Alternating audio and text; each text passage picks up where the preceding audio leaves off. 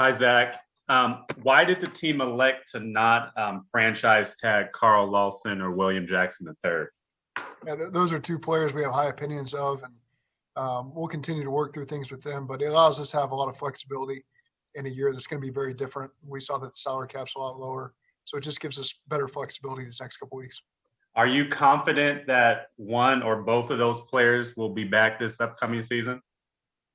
That's impossible for me to say, but we'd certainly be in favor of that. Coach, as you approach this draft, this team was obviously decimated with a lot of injuries.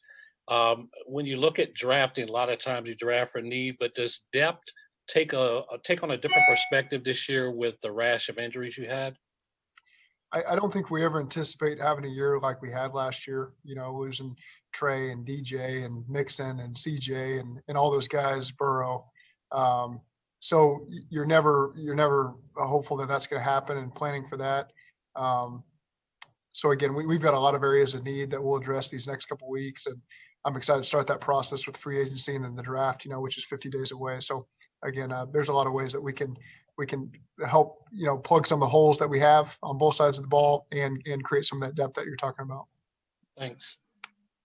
Zach, does the fact of where the cap was set, you already got some cap room to begin with, but does the fact of where it was set change anything with some other veterans and decisions you may make with them to free up more?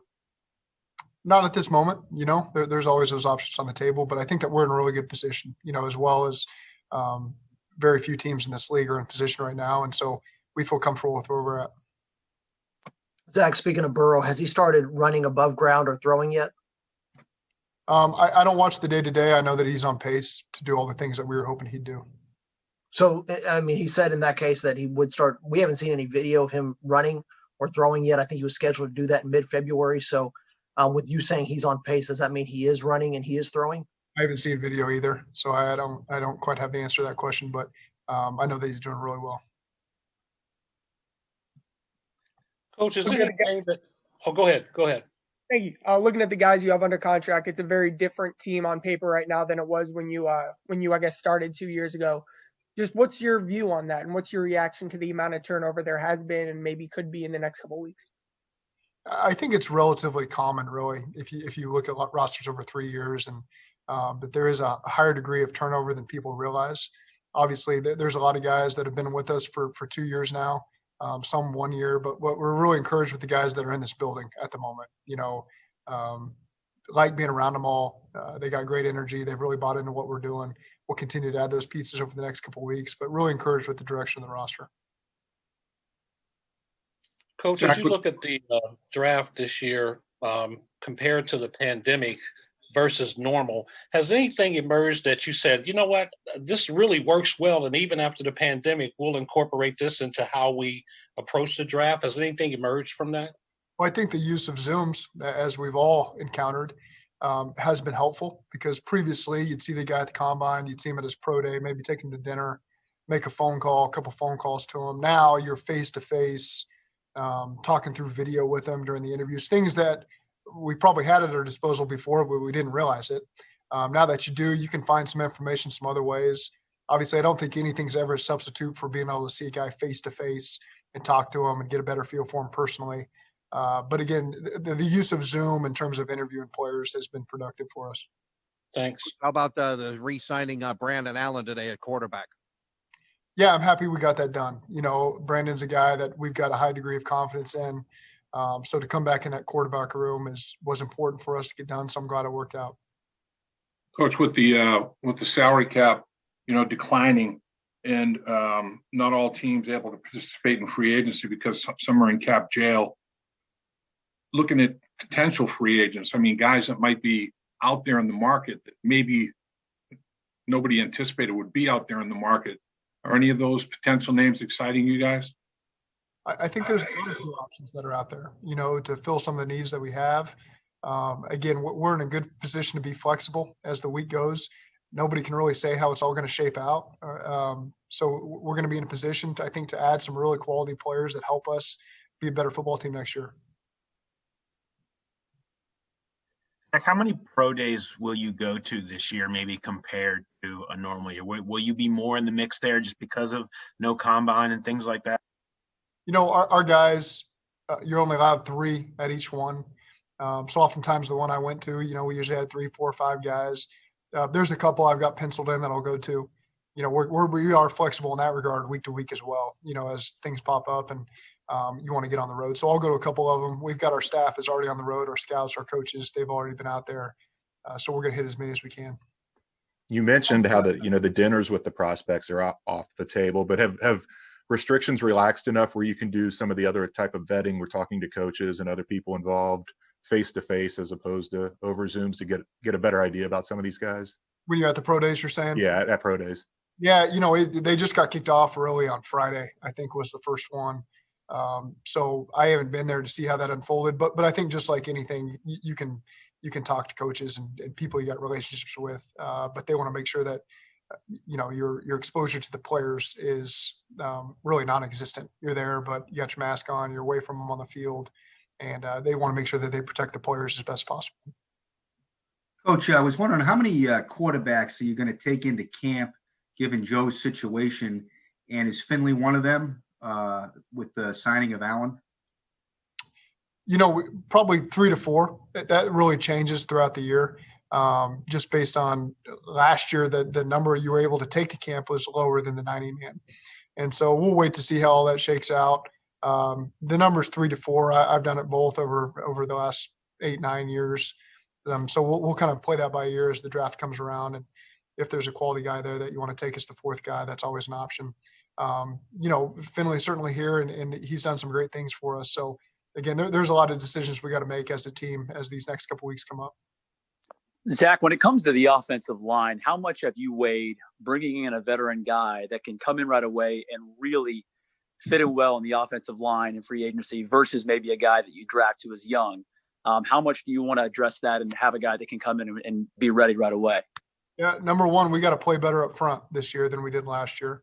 And so when you do bring in a veteran guy, he's got the experience in the league and he can come right in. And sometimes you take younger guys and they got maybe a higher ceiling, more potential. So you just got to weigh both of them as they come at you. Again, we'll be flexible to make those decisions as things shake out next week and going into the draft. And you got to weigh them both hand in hand. But I'm confident we'll make some good decisions there. Zach, Duke hinted that Jonah Williams, asked him about left tackle, and he said Jonah Williams was a guy that they saw flashes of, that y'all saw flashes of, that can be there moving forward. Regardless of what happens at the draft, do you plan on keeping Jonah at left tackle? Yes, I thought he made a lot of improvement in the games that he got to play last year.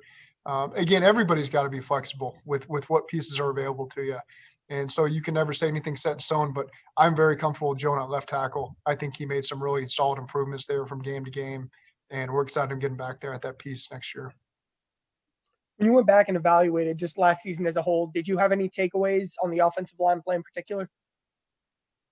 Well, I've mentioned flexibility several times over the course of the Zoom. That's something that they had to do in that room last year, mainly due to injuries. Guys had to play several positions on short notice. Oftentimes, they battled, But if we're going to go to where we need to go as an offense, then, we need 5 pieces in place that can play together, develop that chemistry with one another.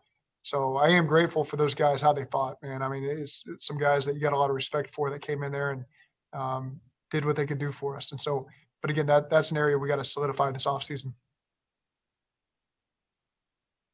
Zach, how often do you communicate with Joe Mixon, and is his foot fully healthy now? Yeah, Joe's good. He's working out. I know he feels really good right now. Communicate with him, off and on, probably every week, every other week. But always enjoy talking to Joe, just touching base with where he's at. You've got some new coaches on your staff. So obviously they bring different things to the table in your initial meetings that you've had. Do you feel like these new guys are going to bring things that you like to the table?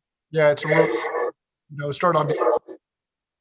Sorry, I'm getting some feedback there. Marion Hobby on defense with the defensive line. He's got great experience in this league. Really was a natural fit with our defensive staff when we interviewed him. Had heard great things about him from people that we knew. So happy to get him in the building. Frank Pollock obviously has a proven resume I've really enjoyed working with Frank these last couple months. So really excited to get him in the building. And then Justin Hill, our running back coach coming from Tulsa, really fits what we do on offense, the staff we have. He's got great energy. He's going to work really hard. Did a great job there at Tulsa the last 7 or 8 years. So really excited to bring those 3 guys to the building. And so far they've done a great job. When it comes to free agency, Zach, do you have to sell or recruit at all, or is it strictly dollars and cents in the NFL? I certainly think the money talks, but I think I know that players see what we have going on here, and that we've got some great young pieces, particularly guys that people want to play with. And they can see, we've had some struggles these last 2 years. There's no doubt about it, but the future is very bright. There's a ton of potential on this team. I know that people are going to want to be a part of this. And, so I'm excited to be here. These coaches are excited to be here. The players we got in the building are excited, and people are going to feel that energy outside and want to be a part of this thing. Zach, how important is fit when you look at free agency and you look at the draft, fitting in your system or Lou's system to making things work as you enter year 3?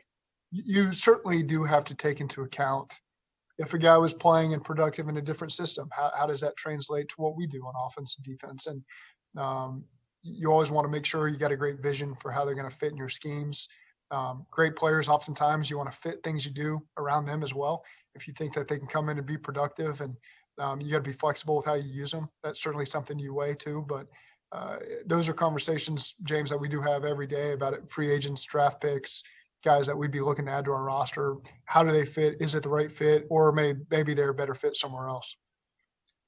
Zach, I promise I'm not trying to bait you into saying you're taking a wide receiver first, but I am curious, knowing that you have Joe Burrow and that you played quarterback in your offensive mind, how enticing is adding another wide receiver who can take the top off and be so dynamic for this offense? How enticing is that option?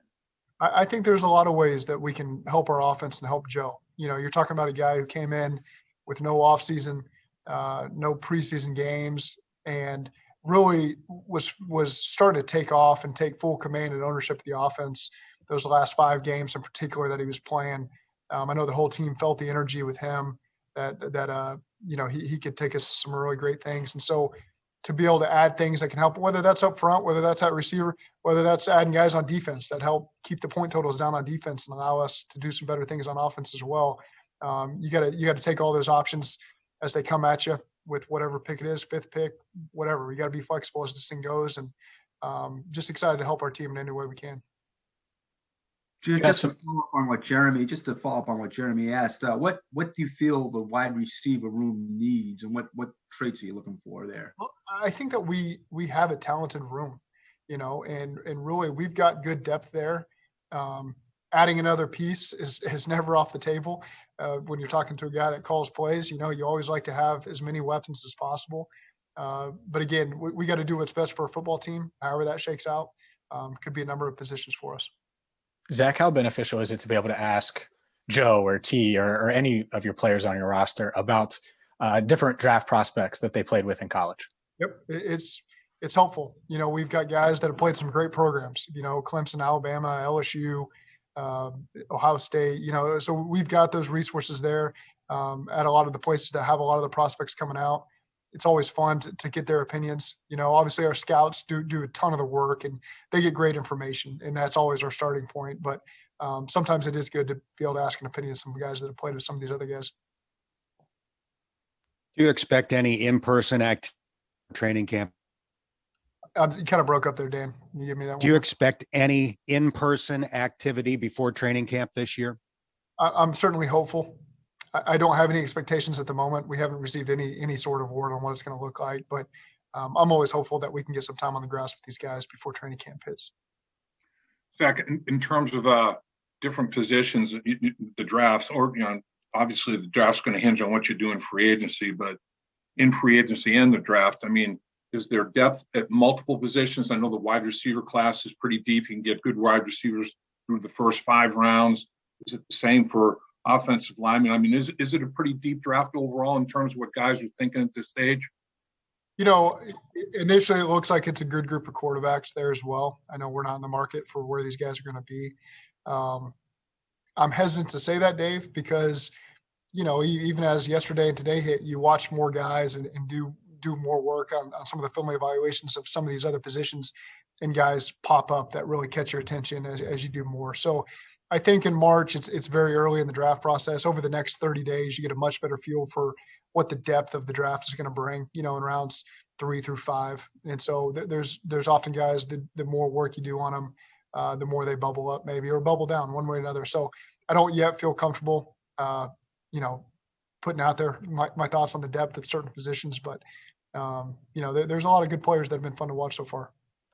In your mind, what would be the more ideal situation where 4 quarterbacks go off the board, you get your choice of whoever you want, or maybe there's multiple quarterbacks available at 5 and your phone's ringing off the hook with a chance to move back and get more picks? It either way works well for us, So, unfortunately, I don't like how we got there, but we're in a good spot in the draft to make some good decisions on draft day.